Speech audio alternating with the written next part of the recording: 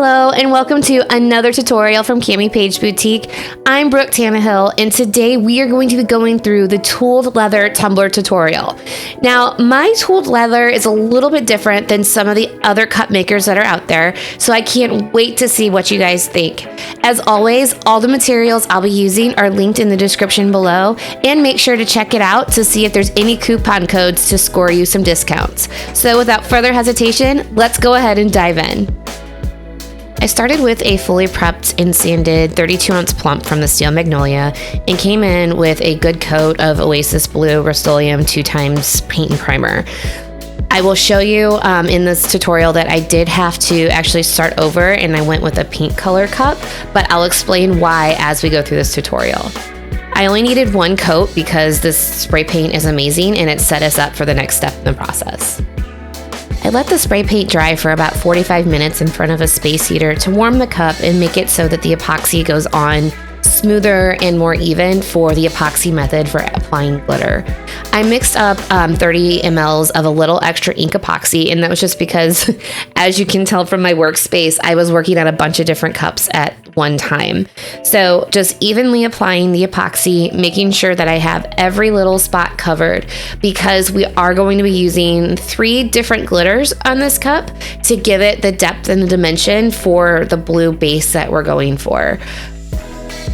I actually applied a little more epoxy than I typically do if I were using just fine cuts, because I'm going to be using 3 different cuts of glitter, with one being a chunky mix, another one being kind of a middle of the road cut glitter, and then the final one being a finer cut. So I wanted to make sure that I had plenty of adhesive for the glitter to stick to. So I'm making sure that I have a nice even coat, but probably more along the lines of 3 milliliters of epoxy to apply my glitter. For this cup, we will be using all Glitter Heart Company glitters because I have recently fallen in love with them and I thought that they had just the perfect amount of sparkle for this cup. I'm starting with a blue, which is called Ocean Pearls, and you can see as I apply it is it's a wonderful mix of a bunch of different cuts of blue glitter. It's a lighter blue with almost like a hint of periwinkle to it, but I thought it was absolutely beautiful and it really came to life over this Oasis Blue spray paint. I am just simply sprinkling a very, very decent, healthy amount of this glitter over the epoxy to get some great coverage. You don't have to worry about it being sparingly when you're using the epoxy method, and especially because we're just doing one solid color. Even though we are using 3 different glitters, we're wanting that uniform coverage across the whole thing. So don't hold back, just let it give full coverage to the cup, and you can always put it back in the bag so it's not like we're wasting any glitter.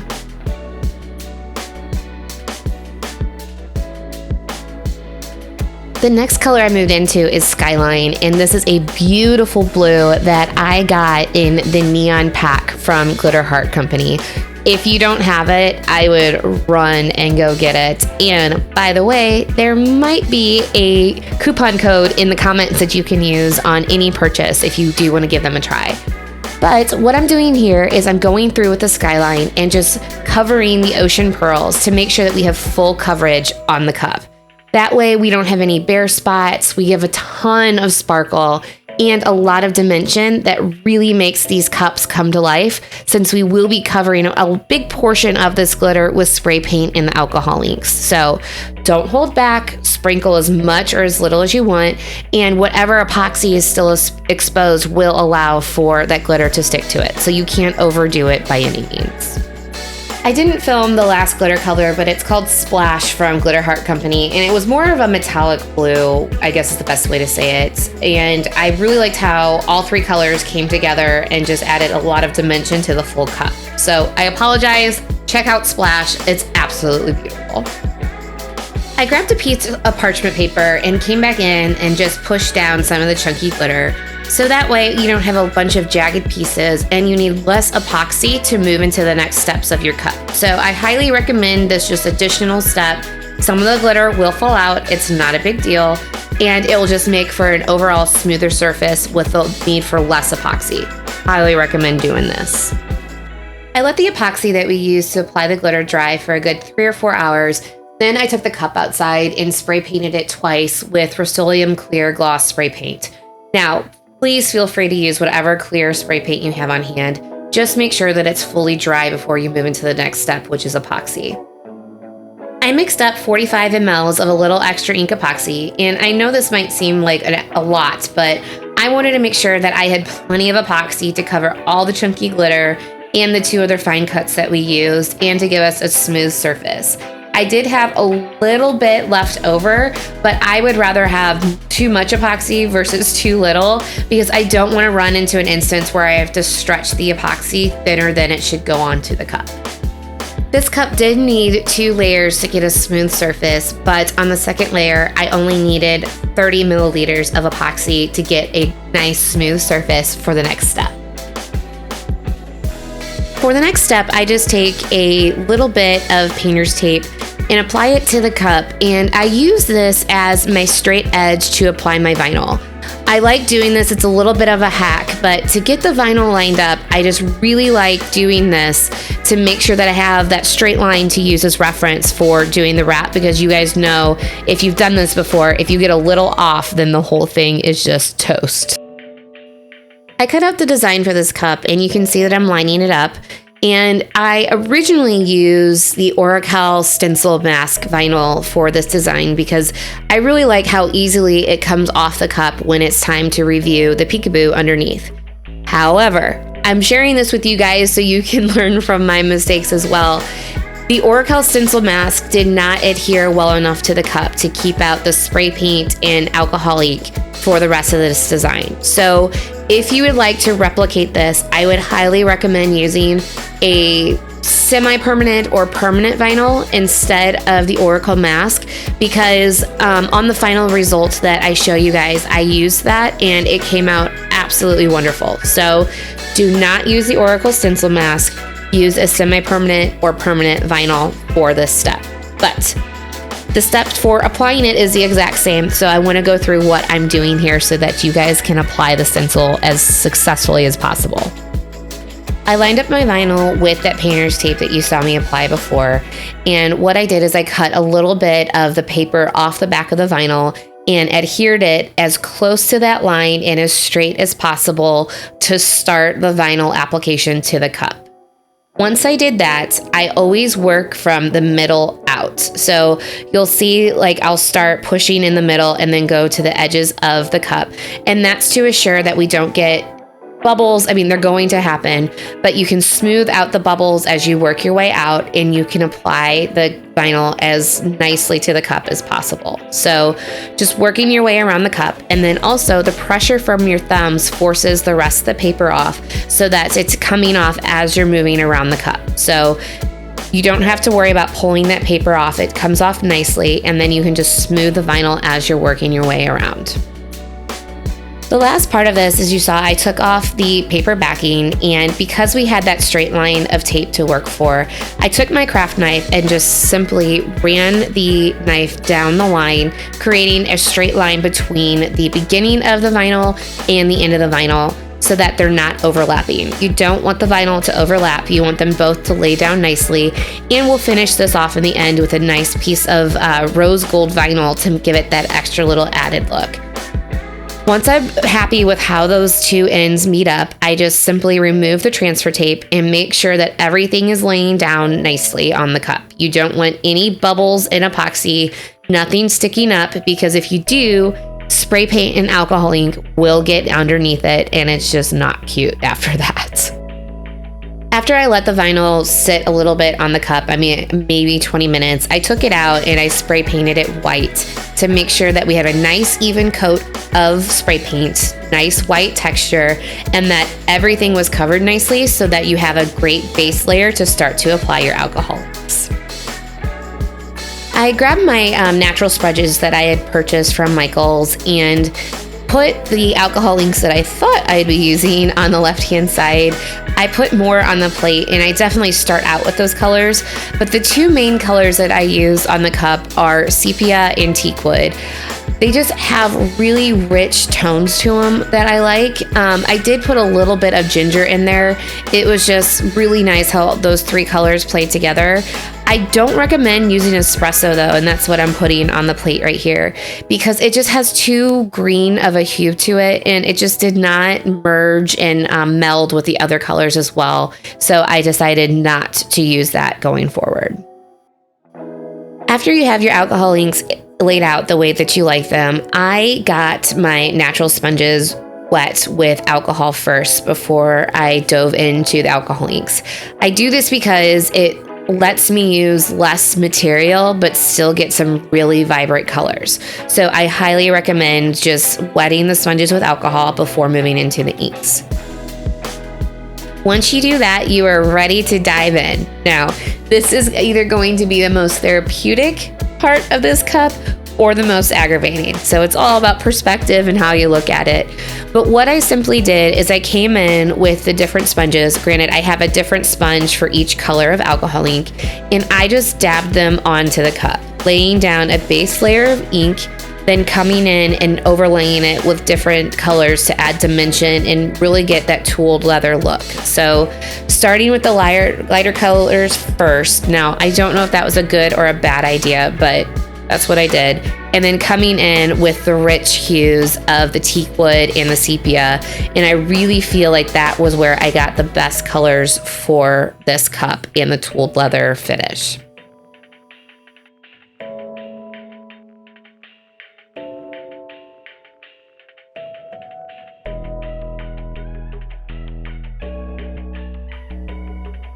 Here, what I'm doing is I'm just finishing applying some more of the color to that base coat. But what you'll notice is that I actually start to apply the alcohol ink directly onto the sponge versus to the plate. And this is really with those two primary colors I'm using, which is sepia and teak wood, because I felt like once I had that base layer of the leather look, adding it directly to the sponge really added depth, and I liked how much pigment I was getting on the cup. So I recommend once you have that base layer of color on, don't be afraid to apply the alcohol inks directly to the sponge and apply throughout the cup to get that richness that we're going for with that true leather color.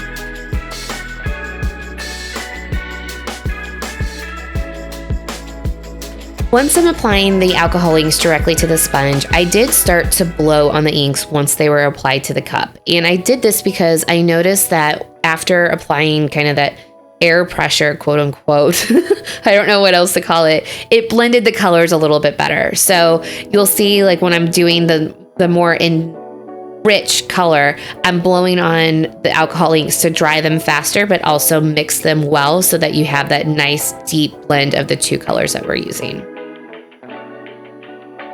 The next step is completely optional, and it's really to whatever your leather tooled look is that you prefer.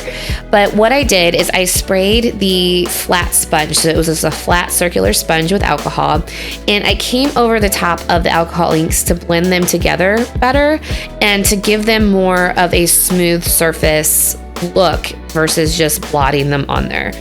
Now, I said that was my plan. What happened was it did blend it, and it did give more of a smooth surface in areas, but it also gave more of a bubbly look in other areas. So it's completely whatever you like. I like this extra step. I think it blends the colors nicer and gives it a nice amount of detail with the leather look that we're going for. So this is the part of the cup where I died a little bit inside and was completely devastated because I discovered that the stencil vinyl did not hold up to the spray paint and alcohol ink.